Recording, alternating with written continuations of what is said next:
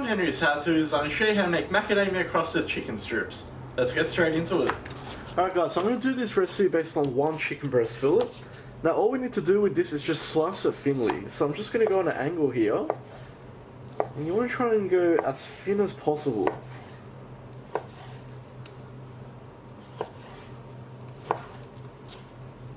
So just like that.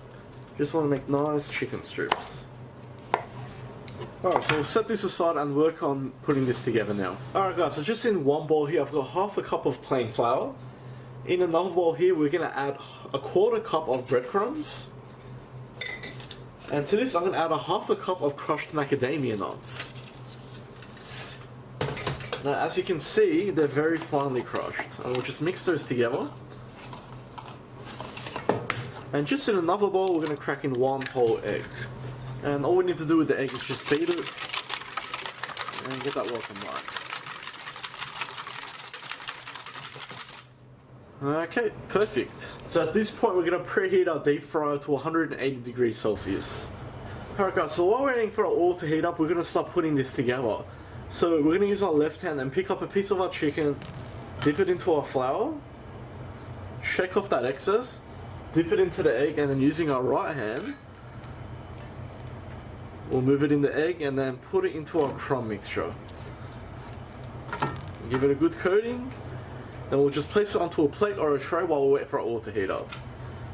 So we're using the left hand to flour and the right hand for the rest. Now by doing this it creates less of a mess, whereas if both your hands are sort of battered, it becomes very tricky and very messy. This way just seems to work much easier. So we'll just continue doing this with all of our chicken. Now at this point I'll also mention you can actually air fry this as well if you want, or you can even bake it. But of course fried always tastes better, but that's up to you. Alright guys, so once your oil is ready we're going to go ahead and carefully place these straight in.